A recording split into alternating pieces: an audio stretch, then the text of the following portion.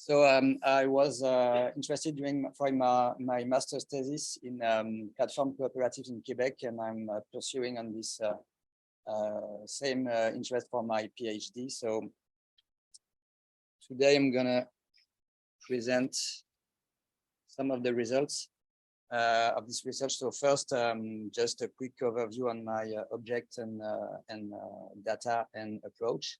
Then I'd like to focus on two major issues. So the capital stake, capital conundrum, and the dialectic between precarity and autonomy in platform cooperatives in Quebec. So first, platform cooperatives are at the intersection between platform economy and social and solidarity economy. So I was focusing on-demand work, so mainly ride-hailing and delivery platforms, and on the social and solidarity economy, and specifically on cooperatives, which have been instrumentalized to offer an alternative to capitalist platforms. So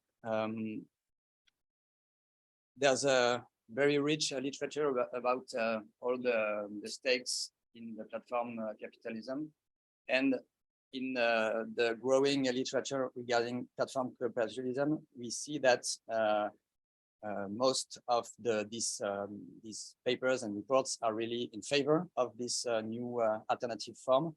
And for each stake in the platform capitalism, we find like some solutions to resolve these issues. So in terms of data protection, in terms of surplus value sharing among members of the cooperatives, in terms of democratic governance within the structure, and in terms of working conditions, exploitation, algorithmic surveillance.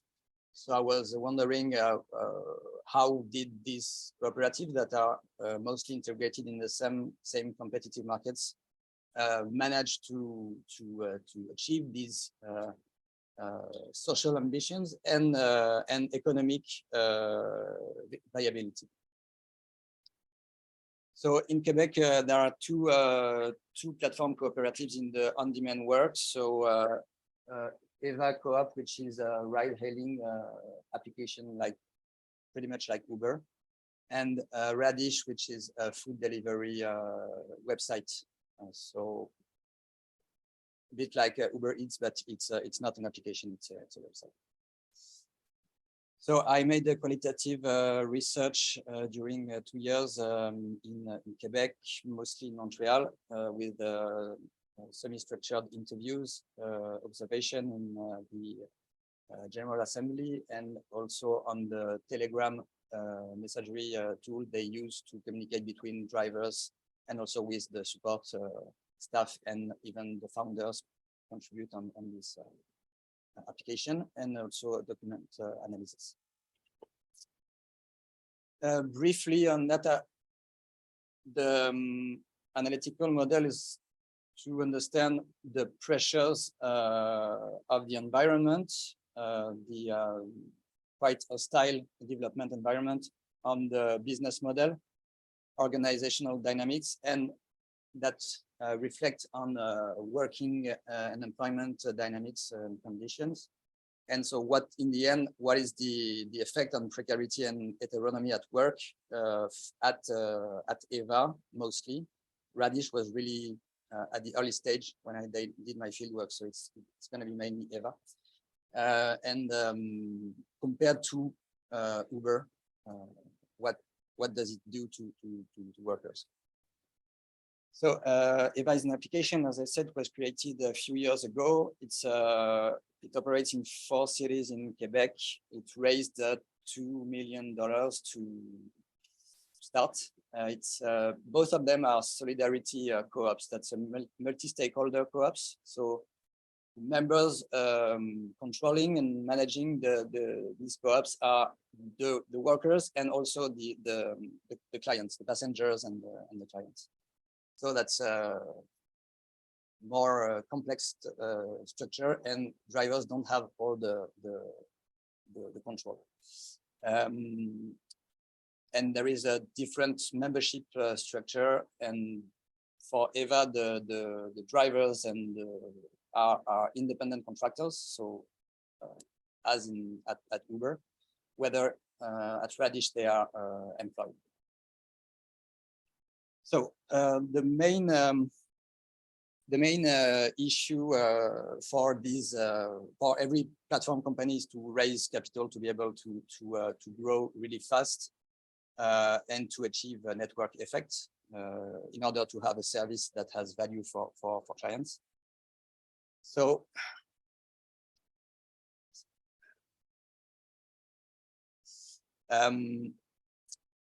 this is the biggest challenge for cooperatives, because the capital structure doesn't allow them to remunerate capital. So only workers or users of a cooperative can benefit from the surplus value that is generated. So and also you cannot sell a cooperative share with a profit. So that's all the idea of cooperatives is to only remunerate people who use the service or work to deliver the service. And this has obviously an effect in limiting capital. Eva almost only raised capital through public grants and subsidies. And in terms of growth, it's obviously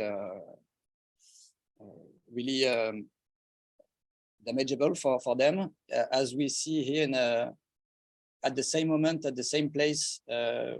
When I tried to call Uber, I had 5 really close, and with Eva, I had only 1 quite far away. And during all my fieldwork, I made those tests, and Eva is managing to catch up a little bit, but they still really lack means to attract more drivers and clients. So workers also often complain about the really weak work volume they get through the platform, because as we know, Uber, when it enters the market, they practice dumping. So they buy their clients and they overpay their drivers compared to the earning they have later on. So Eva is not able to assume the same huge losses Uber did during years. So that explains this difficulty. And so the drivers are really aware of that, and the fact that it's harming a lot the service delivered to clients. So in terms of fundraising, as we see, so Eva raised 2 million, Radish 300,000. So compared to Uber, that has nothing to compare with. Even if we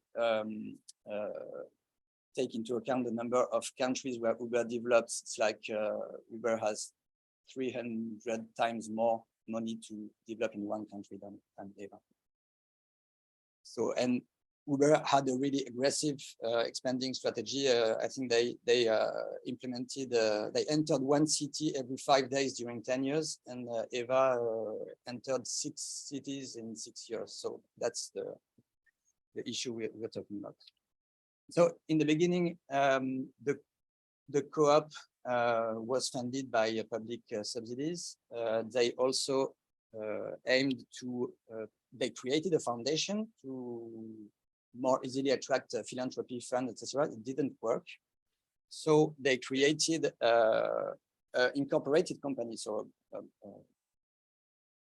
traditional capital company.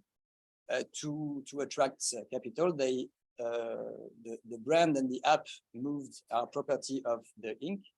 And then they managed to raise another round of money to develop. But and there is only a commercial contract between the co-op and the company. So the co-op doesn't own the company. And so the drivers and the clients lost control of their working tools. And this is the founder speaking, like really assuming that they needed this investment vehicle to be able to compete with Uber. And also like considering that in the Quebec there is a nice social and solidarity ecosystem, but the fundings are really, really low. And he says there is no example of cooperative that or social economy enterprise that was able to raise a great amount of money, which is required in the tech sector and in platform economy. Also, in terms of unpaid labor, basically, I'm gonna go quick on this one. Basically, Eva replicates the same practices as Uber. They didn't try to subvert which part of the work is of the activities is considered paid work. But the fact that they have really less dense network, they have lesser network effect. So the part of paid labor is lower regarding to all the activities made, because the approach distances are higher, the approach times are higher to get to the client because the network is less dense. So they say that the cost for Eva drivers are really high because the territory is too big. We make a lot of mileages for nothing. How much time do we have left? Okay, 5 minutes. So then we saw like the stake to compete in terms of funding and building network effect. This has an impact on precarity and heteronomy at work. In terms of precarity, there are similarities and differences. So as I said, the employment status is the same because Eva founders said that they couldn't compete with Uber if they were employed their workers. So they had to replicate the same practice. In terms of commission, Eva takes a really lower commission. It's always 15%. When we ask drivers, they say it's between 25, 50, sometimes more, 60% of the amount that is taken by the platform. But this is really in favor of Eva drivers. There is no dynamic pricing at Eva, so this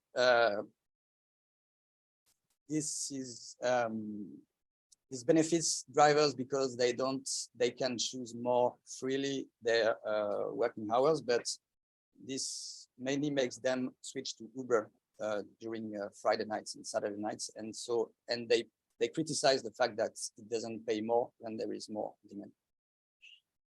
In terms of surplus value, as I said, the cooperative prevents from private extraction, but with the incorporated company, this changes completely the value circulation. So this is a risk for drivers to if the commercial contract between the corporation and the cooperative is not in favor of the co-op, they can never see a surplus. That's a risk. Yes, the application parameters are locally adaptable in assemblies, but we have the problem of the technological literacy that was evoked earlier. That drivers say they don't really know what is feasible in terms of parameters. So they have difficulty to participate in assemblies, and also and last, as I said, the work volume is really low for the moment at Eva. So I'm gonna jump maybe quickly to the conclusion. In terms of autonomy, there are some interesting practices at Eva, much less algorithmic surveillance, no gamification, no automatic disconnection, etc. and the data is protected and not extracted. They use the blockchain technology in order to do so.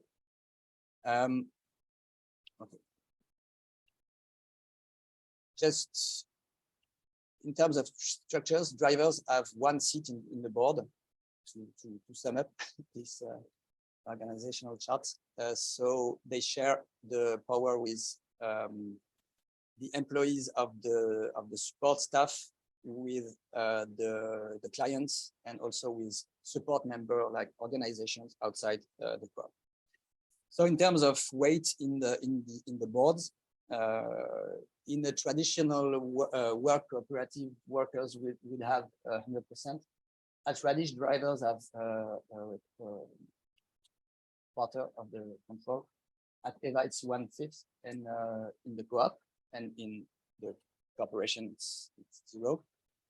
This is only driver's voice. If you add staff employees, support employees, it's a bit more. But if we regard people who are really producing the service, it's really low control.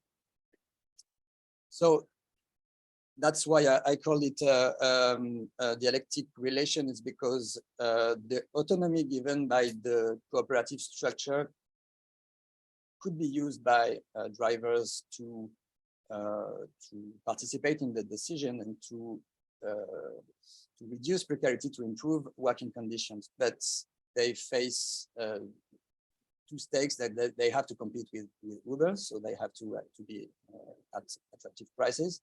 And also, in order to attract capital, their autonomy was clearly reduced. So the ability to reduce precarity is all the more impeded. So that's this case study is I think interesting to not to point out like the weakness of cooperative, but I think maybe more the hostile development context and the fact that public policies don't support them. They don't have funding, and we cannot escape from the question of the confrontation with the capital. And we see more and more that cooperative and other form of collective action can combine to have a greater bargaining power. So that's what I'm going to study for the next research. So thank you.